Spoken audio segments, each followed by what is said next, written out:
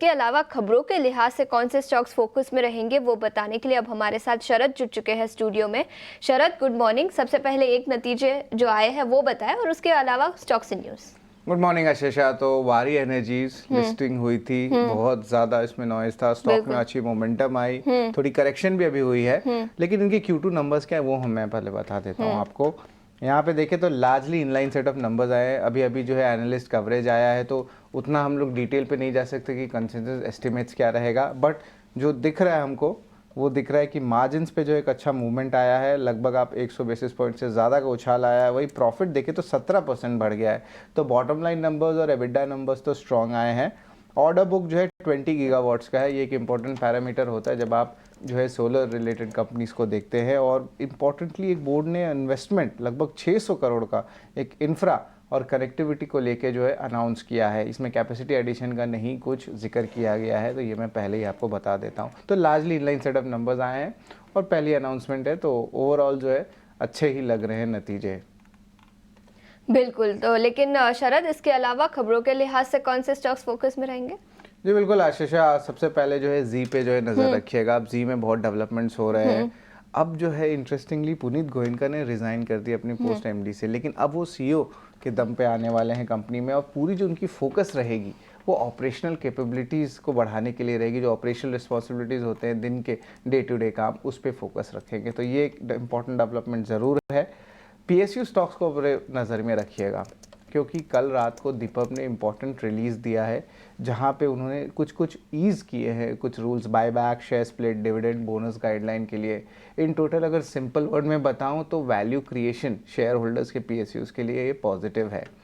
और याद रखिए ओएनजीसी, भारत इलेक्ट्रॉनिक, ये सारे स्टॉक्स एक डिविडेंड प्ले स्टॉक्स भी हैं। और करंट सिचुएशन में देखें तो डिविडेंड स्टॉक्स यूज़ आते हैं जब थोड़ी इन्फ्लेशन जो है सिनारियो देखने मिलता है। और हमने अक्टूबर के महीने में देखा कि 14 महीने के हाई पे इन्फ्लेशन चल रही है, तो फ्लाइट टू सेफ्टी भी देखा जाता है। एनटीपीसी की बात करें, अगर पीएसयूज़ की बात करें, तो उनकी आम एनटीपीसी ग्रीन एनर्जी की आईपीओ आज खुल रही है। 4000 करोड़ एंकर इन्वेस्टर से उन्होंने रेज़ किया, लेकिन दो अहम एफआईज है जो मेरे नज़र में पड़े हैं, वो बड़े नाम हैं। सबसे पहला है आपका कह सकते हैं अबू धाबी इन्वेस्टमेंट अथॉरिटी, और दूसरा है गवर्नमेंट ऑफ सिंगापुर। इसके अलावा जो है प्राइस बैट 102 से 108 रुपये प्रति शेयर का है, और आईपीओ पूरा ही फ्रेश इशू रहेगा 10,000 करोड़ का। अब बात करते हैं ओएनजीसी एनटीपीसी के, जहाँ पे उन्होंने एक जेवी भी बनाया, ग्रीन प्राइवेट कंपनी, जहाँ पे वो एक्सप्लोर करने वाले हैं सेलिंग रिन्यूएबल एनर्जी प्रोजेक्ट्स को लेके। एयरपोर्ट 3 पे भी ज़रूर फोकस करिएगा। और ऑफ कोर्स अनाउंसमेंट भी आई है डीजीसीआई से कि 17 नवंबर को 5 लाख एरोप्लेन चले हैं भारत में। और वही देखिए rub off effect GMR airports में भी देखने मिल सकता है। इन्होंने अक्टूबर के महीने में लगभग 1 करोड़ से ज़्यादा पैसेंजर्स को जो है ऑपरेट किया है उनके एयरपोर्ट्स में, और लगभग 9% का growth year on year basis पे देखने मिला है। एस्ट्राजेनेका फार्मा की बात करें तो डीजीसीआई की अप्रूवल आई है इनहेलेशन ड्रग के, और आईटीआई को भी लगभग 100 करोड़ का ऑर्डर आया है, डिजिटल ट्रांसफॉर्मेशन ऑर्डर उत्तराखंड से। और अगर टेलीकॉम की बात करें तो भारती एयरटेल पे भी नज़र रखिएगा। यहाँ पे इंटरेस्टिंग डेवलपमेंट आया है। कंपनी और सिंगटेल, इन दोनों जो है इक्वल डायरेक्ट स्टेक सेल्स रखना चाहते हैं कंपनी में, और सिंगटेल जो है लगभग 9.5% स्टेक होल्ड करता है। वही सुनील मित्तल की जो प्रमोटेड एंटिटी है वो सिंगापुर की कंपनी सिंगटेल में लगभग 3.3% स्टेक होल्ड करती है।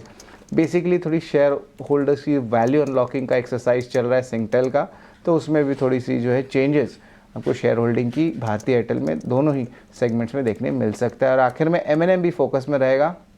ईटी की रिपोर्ट आई है जहाँ पे वॉल्क्सवैगन इंडिया के साथ जो जेवी था वो शायद स्टॉल हो चुका है, और क्योंकि की इश्यूज़ पे डिसएग्रीमेंट हुई है, स्पेशली डेवलपमेंट कॉस्ट और सोर्सिंग को लेके। तो ये अहम डेवलपमेंट्स है जहाँ पे आपको आज नज़र रखना होगा। बिल्कुल, कई सारे स्टॉक्स जो खबरों से लिहाज से आज फोकस में रहेंगे। शरद, शुक्रिया पूरी डिटेल्स के साथ हमारे साथ जुड़ने के लिए।